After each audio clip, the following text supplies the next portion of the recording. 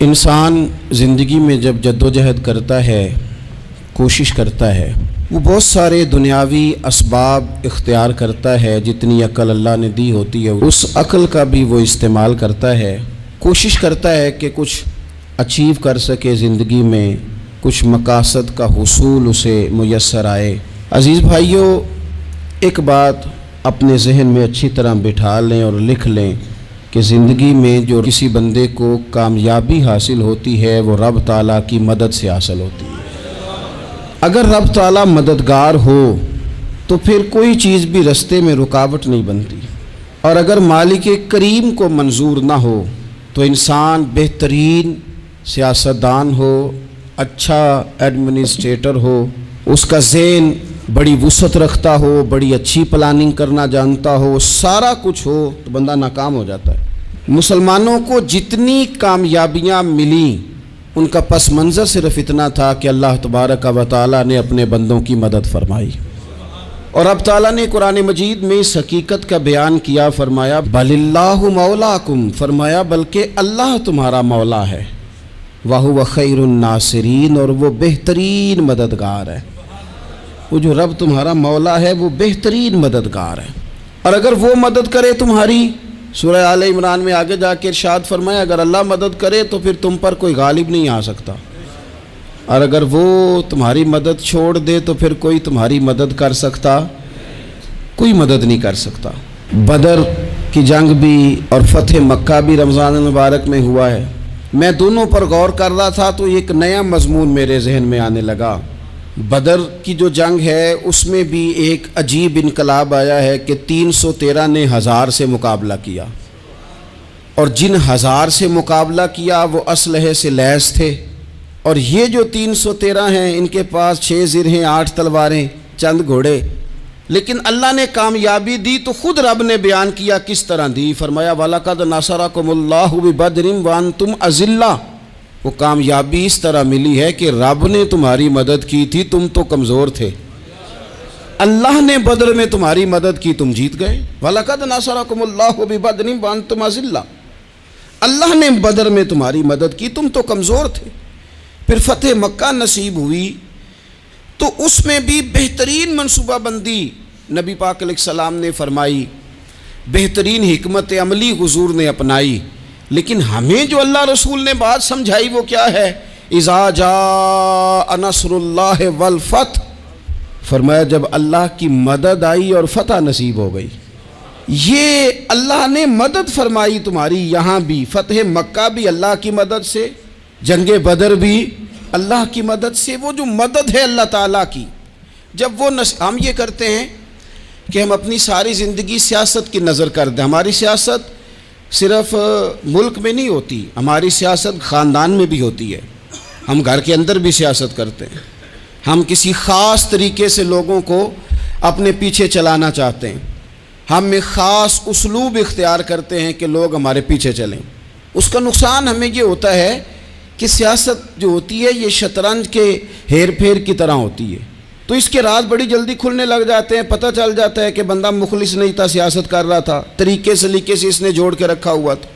ہم ہر جگہ سیاست کے بل بوتے پر چیزوں کو لے کے چلنا چاہتے ہیں، سیاستیں ناکام ہو جاتی ہیں، سیانے لوگ فیل ہو جاتے ہیں، بچتا صرف وہی ہے جس کے پیچھے رب تعالیٰ کی مدد شامل حال ہوتی ہے۔ اپنی زندگی کے اندر ہم جو کچھ بھی کر رہے ہیں، جس شعبے سے بھی ہمارا تعلق ہے، آج ہم نے اس بات پہ غور کرنا ہے کہ پہلے تو یہ غور کر لیں کہ جو کام ہم کر رہے ہیں کیا وہ کام ایسا ہے کہ اس میں اللہ کی مدد ہمیں ملے گی؟ اگر آپ کوئی معاذ اللہ ناجائز کام کر رہے ہیں، فعل حرام کا ارتکاب کر رہے ہیں، تو اس میں تو مدد الہی آئے گی نہیں۔ پہلے تو یہ دیکھیں جو کر رہے ہیں وہ کام مدد الہی والا ہے، اور اگر اللہ تعالیٰ کی مدد والا وہ کام ہے پھر اس پر غور کریں کہ کیا ہم نے مالک سے مدد کا سوال کیا ہے، ہمیں مدد میسر آ رہی ہے۔ وہ میں نے بزرگوں سے ایک بات سنی تھی، وہ بڑی یاد رہ گئی۔ وہ فرمایا کرتے تھے قابلیت بھی بڑی چیز ہے لیکن قبولیت سب سے بڑی چیز ہے۔ قابل ہونا بھی بڑی بات ہے لیکن زیادہ بڑی بات یہ ہے کہ اس کی بارگاہ میں قبول بھی ہے کہ نہیں۔ اپنی زندگی میں اللہ کی مدد کی طرف بڑھیں، مالک کی مدد کا حصول اختیار کرنے کی کوشش کریں، اللہ کے ساتھ اپنے آپ کو جوڑیں۔ اگر اللہ کی مدد نصیب ہو، یہ جو ہم جتنا ڈرتے رہتے ہیں، سہمے رہتے ہیں، پریشان رہتے ہیں کوئی کیا کر دے گا، ہمارے ہاں نا ہر شعبے میں معاذ اللہ ایک مافیا ہے، الا ماشاء اللہ۔ وہ مافیا کہتا ہے میرے ساتھ ملو گے تو میں چلنے دوں گا، ورنہ میں نہیں چلنے دوں گا، مارکیٹ میں آ ہی نہیں سکتا فلانا بندہ، چونکہ یہاں ہمارا قبضہ ہے۔ اور میرے بھائی پھر بہت سارے لوگ جن کی نیتیں اور ارادے بڑے اچھے ہوتے ہیں شروع میں، وہ بھی اس مافیا کا شکار ہو جاتے ہیں اور ان کے رنگ میں رنگ جاتے ہیں۔ یاد رکھنا، کسی شخص کی بلیک میلنگ کا کبھی شکار نہ ہونا، کبھی کسی کی میٹھی اور مسجع مکفہ باتوں کا شکار نہ ہونا۔ کوئی کیا کر سکتا ہے اگر اللہ مددگار ہو تو؟ جس کو رب کریم اٹھانا چاہے اسے کوئی گرا سکتا ہے؟ ہم یہ ڈرے ڈرے سہمے پریشان فیصلہ کرنے کی طاقت نہیں، مجھے چلنا چاہیے کہ نہیں، اٹھنا چاہیے کہ نہیں، کرنا چاہیے، اٹھ باندھ کمر کیوں ڈرتا ہے؟ پھر دیکھ خدا کیا کرتا ہے۔ حضرت عبداللہ ابن عباس فرماتے ہیں میرے نبی پاک علیہ السلام نے میری تربیت فرمائی، حضور نے میری تربیت فرمائی، اور محبوب پاک علیہ السلام نے فرمایا عبداللہ یاد رکھنا، یہ نوجوان دوست میری بات لکھ لیں، پریشان لوگ میری بات لکھ لیں، جن کے پاس قوت فیصلہ نہیں وہ اس بات کو لکھ لیں۔ حضرت عبداللہ ابن عباس فرماتے ہیں میرے نبی پاک علیہ السلام نے مجھ سے فرمایا تھا عبداللہ سن، اگر ساری دنیا مل کے تیرا کوئی نفع کرنا چاہے کر نہیں سکتی جب تک میرے رب کی رضا نہ ہو، اور فرمایا ساری دنیا مل کے تیرا کچھ بگاڑنا چاہے تو عبداللہ بگاڑ نہیں سکتی جب تک رب کریم کی حکمت کا تقاضا نہ ہو۔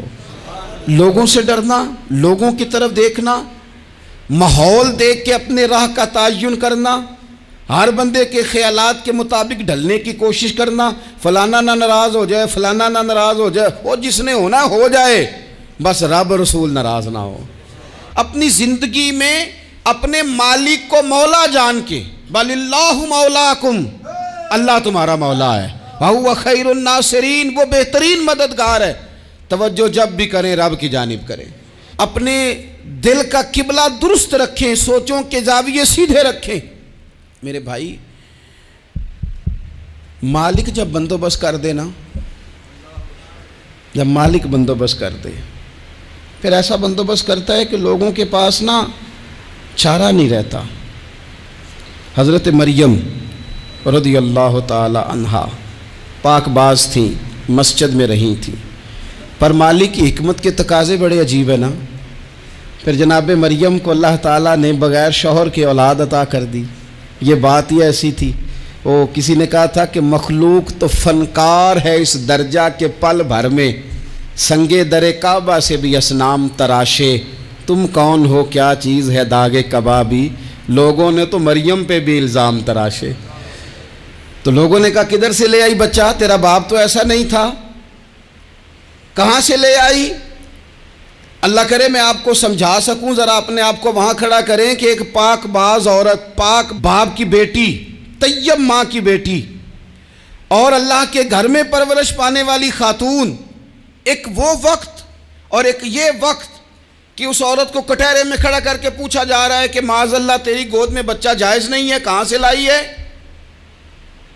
اب خود سے صفائیاں بندہ کتنی کو دے، کتنی کو وضاحتیں کرے۔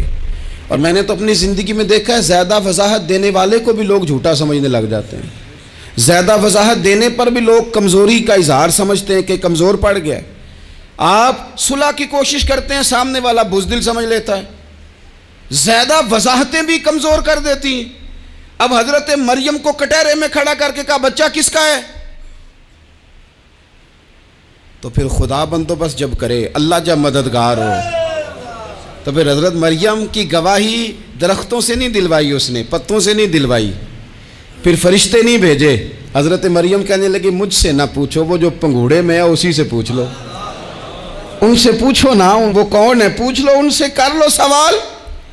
انہوں نے کہا پنگوڑے میں چند دنوں کا بچہ یہ جواب دے گا؟ مددگار تھا رب، ان کی برات کا اعلان کرنا تھا مالک نے، اور جب مالک اعلان کر دے، جب مالک تیری صفائی دینا چاہے، جب مالک تجھے دنیا کے سامنے نکھارنا چاہے، تو पंगूड़े में लेटे हजरत ईसा बोल के कहने लगे इन्नी अब्दुल्लाह आतानियल किताबा, फरमाया मैं अल्लाह का बंदा हूं, रब ने मुझे किताब अता करके नबी बना के दुनिया में भेजा है। मैं अल्लाह का बंदा हूं, किताब लेके आया हूं, नबी बन के आया हूं। फिर पंगूड़े से ऐलान हो गया, फिर बच्चा बोल पड़ा। और ये एक दफ़ा नहीं बात हुई, ये बनी इसराइल में एक जुरैज नाम के शख्स भी थे जो नमाज पढ़ रहे थे। बाज़ ने लिखा है नफल नमाज थी, अम्मा ने पुकारा तो आए नहीं, तो माँ के मुंह से निकल गया तू इतनी देर तक मरेगा नहीं जब तक किसी बेहया औरत का मुंह ना देख ले। तो वो इबादत गुजार थे, लेकिन लोगों ने उनकी इबादत, रियाजत, परहेजगारी को नहीं देखा। बस एक औरत को भेज के इल्ज़ाम लगवा दिया। वो औरत आया जाया करती थी, अब आ जाती हैं औरतें, मसला पूछने की नीयत से भी आ जाती हैं। माहौल में कुछ जगह ऐसी भी हैं जहाँ औरतें दम कराने के बहाने आ जाती हैं। वो खातून आती जाती थी उस खानका पे, आस्ताने पे, ये बुखारी में मौजूद है। फिर उसने कहा मेरी गोद में जो बच्चा है ये इन्हीं का है। मुझे बताएं कैसे बंदा वजाहत दे। हालात ख़राब हो गए, लोग कुटिया जलाने लगे, माहौल और तरह का बन गया। मेरे नबी पाक अलैहिस्सलातो सलाम फरमाते हैं फिर उस रब के बंदे ने कहा मालिक तू करीम है, तेरी मशीयत का तकाजा आया जो मेरी माँ ने जुमले बोले थे, पर अब मैं वजाहत देने के काबिल नहीं रहा, अब तू ही करम करेगा तो दरवाज़ा खुलेगा। तो वो चंद दिनों का बच्चा पंगूड़े में बोल के कहने लगा मैं इस दरवेश का नहीं, मैं तो फलाने चरवाहे का बच्चा हूँ, वो जो बकरियाँ चराता है। रब की मदद को पुकारें, अपने साथ अपने मालिक की मदद को शामिल करें, थोड़े रिस्क पर भी गुजारा अच्छा होने लग जाएगा। सारे लोग आपको गिराने की तदबीरें कर रहे होंगे और मालिक आपको इज्जतें अता फरमा देगा, उसकी बारगाह से हिकमत का तकाजा और हो जाएगा। हमने सारी ज़िंदगी लोगों को राज़ी करने में गुजार दी, सारी ज़िंदगी बुढ़ापा आ गया बच्चों को पालते, और बच्चों ने आखिरी उम्र में कह दिया अब्बा अगर कोई ढब का काम कर लेते तो आज हमारे दिन भी फिर न जाते। सारी ज़िंदगी गुजार दी बहन भाइयों को राज़ी करने में, सारी ज़िंदगी गुजार दी जिम्मेदारियां उठाने में। उनको 99 दफ़ा दिया, एक दफ़ा नहीं दिया तो उन्होंने कह दिया तूने तो कभी दिया ही नहीं, तू था ही नहीं। सारी ज़िंदगी मोहल्लेदारों, इलाके वालों को राज़ी करने में गुजार दी। और मैंने ऐसे लोग भी देखे दीन के लिए वक्त गुजारा, लेकिन जब बुढ़ापे में दांत काम न करते थे तो वक्त के मुफ्तियों को भी मस्जिदों की कमेटियों ने कह दिया अब आपकी समझ नहीं आती, हमने ख़तीब को यौर रखना है, न देखो दुनिया की तरफ, दुनिया रुला देती है, न राज़ी करो बंदों को, बंदे थका देते हैं, न पीछे भागो हर वक्त दुनियादारों के, ये इंसान को कमज़ोर कर देते हैं। वो तो करीम ही बड़ा है, 2 आंसू ज़मीन पर बाद में गिरते हैं, बंदे के गुनाह सारे पहले माफ़ फरमा देता है। अल्लाह की मदद का हुसूल, अपने मालिक की मदद की तरफ बढ़ना, आपको बदर की जंग भी यही दरस देगी, आपको ओहद का मैदान भी यही सबक देगा, फतेह मक्का भी यही सबक देगा। मेरे दोस्तों, जब रब मदद फरमाए, जब अल्लाह मददगार बने।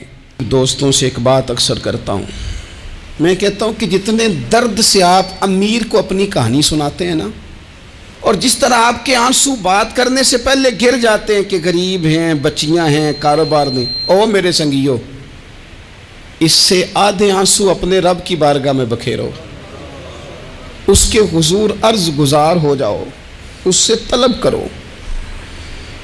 एक वक्त इंसान पर ज़िंदगी में ऐसा आता है कि उसे यूँ महसूस होता है कि मेरा साया भी तरह से पीछे हट गया है, उसे यूँ लगता है कि मैं किसी सहारे पे हाथ डालता हूँ तो वो भाग जाता है मुझसे।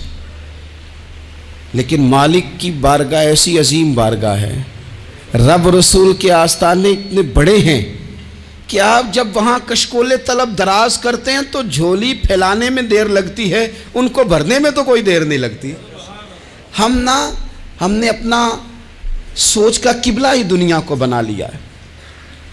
ये जो अल्लाह वालों की मदद है ये तो यानी अल्लाह ही की मदद है, लेकिन ये जो सेठों की तरफ तवज्जो करना, नवाबों की तरफ तवज्जो करना, दुनियादारों की तरफ तवज्जो करना और अपना मिजाज इस तरह का बना लेना, यारो गर्दन को झुका देता है खैरात का पत्थर, जहाँ में मांगने वालों के सर कभी ऊंचे नहीं होते। اور اقبال کہتے ہیں غیرت ہے بڑی چیز جہان تگ و دو میں، پہناتی ہے یہ فقر کو تاج سردارا۔ میں عرض کروں گا کہ اپنی آپ جب توجہ کا قبلہ اللہ رسول کو بنائیں گے تو رب فرماتے ہیں وَيَرْزُقْهُ مِنْ حَيْثُ لَا يَحْتَسِبُ، میں نہ تجھے وہاں سے رزق دوں گا جہاں سے کبھی تیرا گمان بھی نہیں گیا ہوگا، یہاں سے بھی مل سکتا ہے، تو نے سوچا بھی نہیں ہوگا۔ بخاری شریف میں حدیث ہے، حضرت جابر ابن عبداللہ فرماتے ہیں نبی پاک صلی اللہ علیہ وسلم نے نا 300 لوگوں کا ایک لشکر روانہ کیا کسی مہم کے لیے، کسی جہاد کے لیے۔